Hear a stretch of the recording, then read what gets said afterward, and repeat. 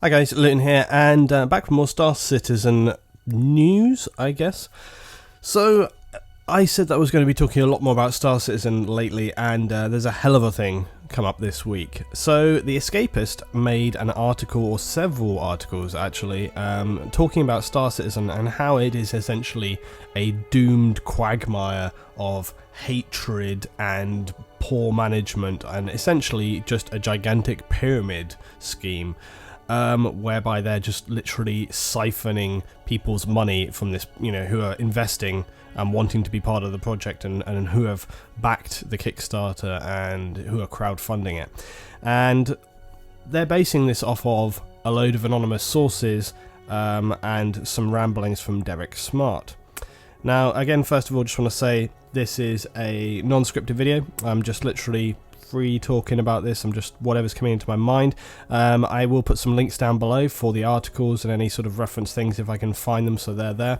As I said before, if I misspeak or whatever, just take it as it goes. I'm just free talking on this one.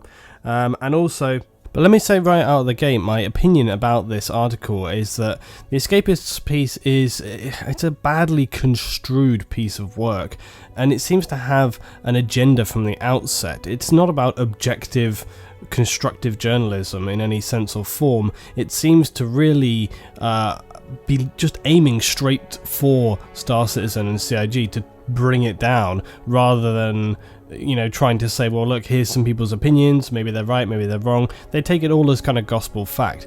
And then you have Chris Roberts' response, which I will link down below. You can go and check it out. Now, obviously, he has his own bias in the company. He's not just going to come straight out. But nonetheless, if you read through and you scratch the surface, many people that I spoke to today were also talking about the Reddit discussions around this and more information that's come out about where those sources and so on have come from. So the whole thing is just a weird, tied up mess, and it just seems like an article for hate's sake rather than necessarily finding out anything that's practical or useful or will benefit anyone, really. Well, I also think that when you put at the end of an article some sort of disclaimer like, oh, by the way, we know that people may have an axe to grind, but we still thought it was okay to print this. You put that right at the very end, then a lot of people are going to sort of read through, especially when your article is like 3 pages long. You're going to read through the first parts there, maybe page 1, page 2, then you start skim reading a little bit, and maybe a lot of people are going to miss that, and they're going to take those initial sort of heavyweight comments that they're using to draw people into that article. They're going to take that more as gospel than the later parts where they're like, hey, we're trying to present both sides of the argument here, which they do kind of later on. Another issue that I have with their article, talking about Star Citizen and how it's basically just failing and it's hemorrhaging money, they're running out of cash, nothing constructive is being done whatsoever, and the game ultimately won't get made. There's also talk about sort of some very negative practices. It's an extremely hostile environment to work with Cloud Imperium Gaming, and that there's loads of shouting and capital letter emails and abuse and even racism and things like this happening within the company.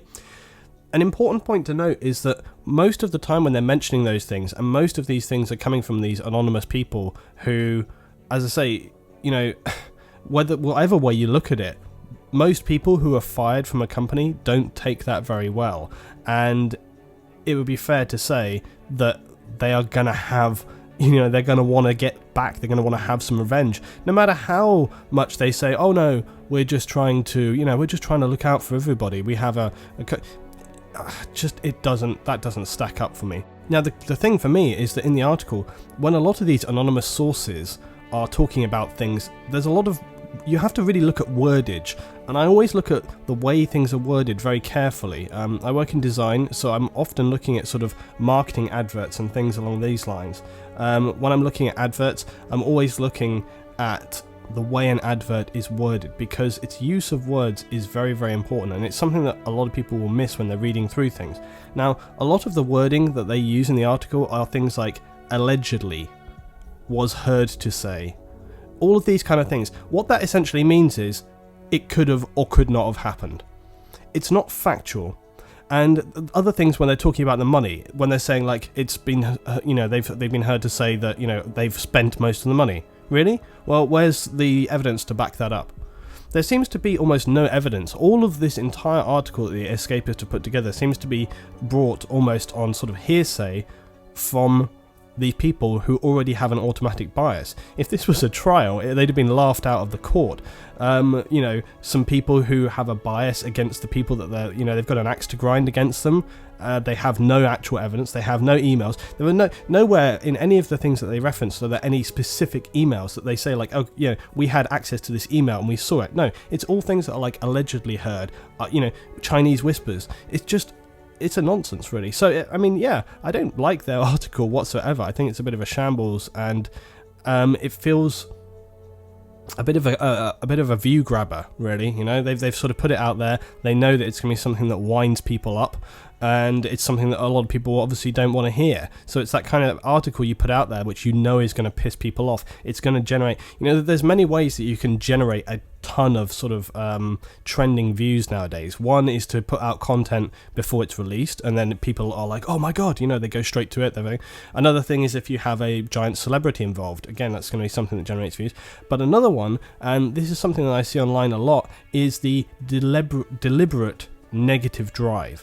And there's other, I'm not going to name names, it's not specific YouTubers, by the way, so I'm not talking about like gaming YouTubers. It's actually more sort of it tends to be like media sites. So there's some media sites within YouTube who have a very, very large following, but a lot of their videos are negative driven, and that's where what they do is they take an article or a topic or a current sort of, you know, anything that's trending that week, and they take it and they put it out there and they go, look at this, look what's happening here, isn't this can you believe it? I mean, the Daily Mail is a classic example of this. You know, Daily Mail putting out articles, they know what they're doing. You know, when they put something on the front page saying like, look at this, and everyone comes in, and of course it generates so much interaction and views and comment and sharing, and that's what these media sites want. Ultimately, they want to share their stuff. Anybody who's putting out content there wants to get it out there, but there's different ways you can do that. Now, they are going to put these articles out there under the umbrella of, hey, we're trying to help you guys out, you know, we're trying to show this stuff,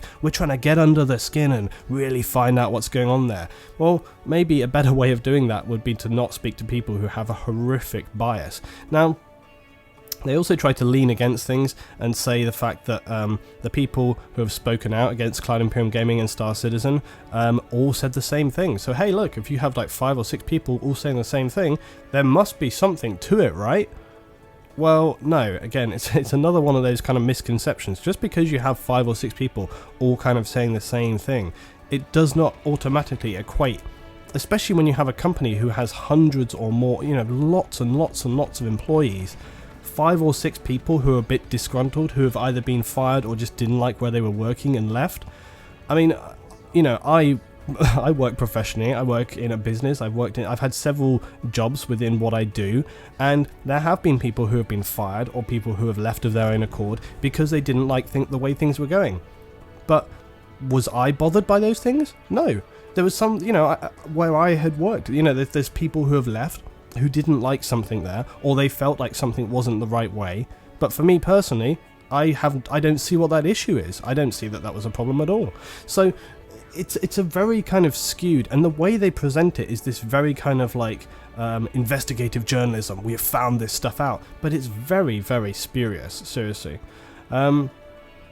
And then on the one hand, you have people saying things like, this is alleged to have happened, this was this, it's all terrible, everything's going to be, you know, the wheels have fallen off and all the rest of it. And then you have Chris Roberts coming along, and of course, you know, the thing is, the head of a company, they're not going to turn around and go, well, you know, they're not totally wrong, but there's some things we could improve. No, of course not. Chris Roberts is coming out the gate saying, this is all wrong, nothing's, you know, it's all good, all good.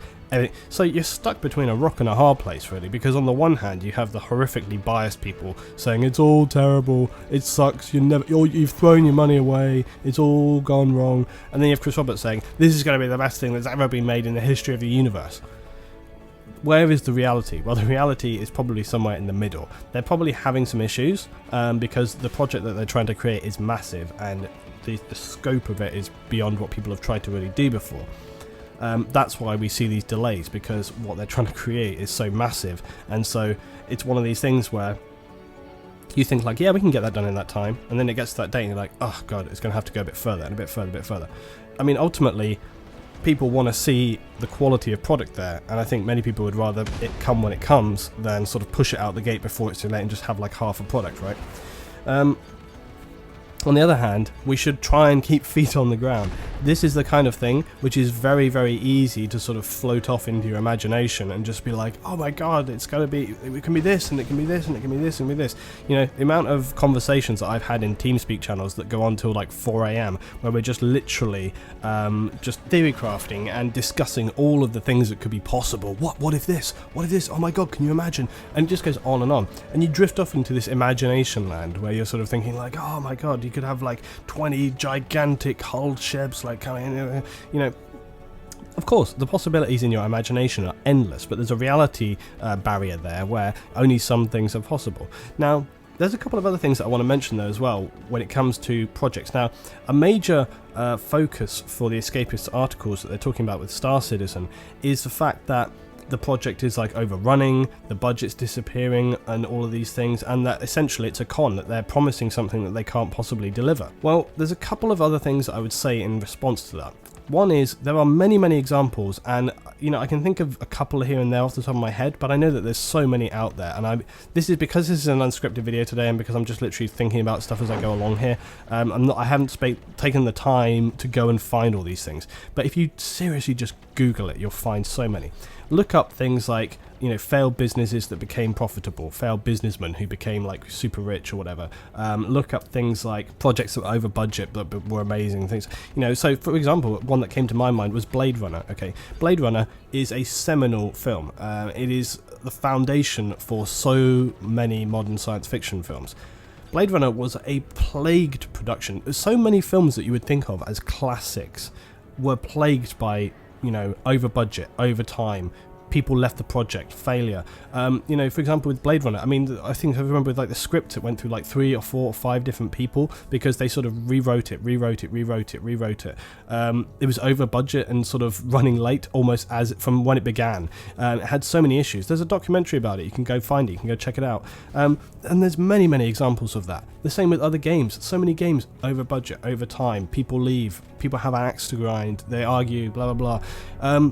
Product development and businesses. I mean, look at someone like Steve Jobs, okay? You know, look back to his history and look to where he ended up, and you'll see that there is a major disparity there. The TV series Dragon's Den. Dragon's Den is a series where people come on, they pitch an idea in a product, people say whether they think it's a good idea or not, and whether they want to give money towards it, like successful business people. There have been many examples where those business people sponsor someone, they fund them, and the product becomes very popular. There have been many examples with that show where people that they didn't invest in went away and still made a very profitable product, because despite being told there's no way you're ever going to be able to sell this product, nobody's going to want to buy it, well, it turns out that that was actually still a good idea. So just because someone says something isn't going to happen doesn't automatically dictate that that's what will happen. And just because somebody says that this project is too big to, you know, it's too big to ever happen, there's no way it can happen with this budget, it doesn't necessarily mean that's the case either. And just because someone who has a company or a business fails like first time, second time, third time, because they may have a history of other projects which don't necessarily run perfectly to time and perfectly on budget, doesn't necessarily equate that that's going to be the case with every project that they're working on. And actually, just one last thing I thought of that was very relevant to this in terms of budget and spending and where you come to with this. I was watching, if anybody knows the television series Grand Designs, where people build houses which are hugely imaginative and often ridiculous budgets. There was this guy, and he basically wanted to build this house on the Isle of Wight in the UK, and his budget initially was £800,000. The house ended up costing £2.5 million. He had to beg, borrow, steal. He's up to his eyeballs in debt by the time he finished, but the house that was created was unbelievable. And despite all of the problems, and despite the fact that it overrun by a massive amount, despite the fact that they were hemorrhaging money throughout the project, by the time he got to the end, he was like, I'd do it all again. It was 100% worth it, and the house that we got for it was absolutely astonishing. In The Escapist, they're making out like everyone has been conned and tricked, and we're all so dumb, and that, you know, we were promised things that could never possibly happen, and we got our head in the clouds. It's bullshit, you know? I think everybody understands that the Star Citizen project is a project which is it's so huge. It has such gigantic scope in terms of what it is that they're trying to do. I think everybody understands that that project is an extremely difficult thing to bring to fruition, to make successful. I think everyone knows that. But I tell you what else as well. Everybody knows that this is something that they still want to be invested in, that they still want to see happen. Because if there's a chance that they can make this work, people want it. And that's what this is really all about. You can have people who have been fired from a job and come along bitching and saying like, oh, they said this, and I thought I heard someone in the coffee room say this one time, and all of these kind of things. But what it will amount to is what the game turns out like. But I think most people who have already invested are very confident, and they believe that this can happen, and they want to see it happen. And like I've said before in many videos as well, what this is really about is them actually trying to do it. It's about trying to reach and say like, yeah, we're going to push the boundaries. We're going to really reach. We're going to push out, and we're going to try and do things that people haven't done before. If we lived in a world where people didn't try to create these things and try to push the boundaries and try to, just expand on what already exists and really reach out, the kind of game changers, people who are like, really challenging the norms of what can be created. If we lived in a world where that wasn't possible, what kind of world would that be?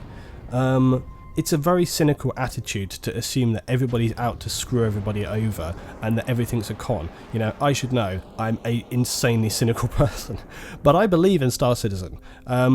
Despite all of the things that people can say and all of the bits and pieces that go against it, and for sure, nobody knows what's going to happen ultimately, but I would like to think that this is a project which so many people are behind and so many people believe it's kind of too big to fail.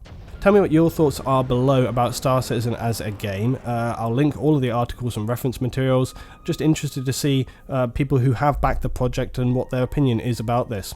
Thanks for watching, guys. I'll see you next time for some more Star Citizen.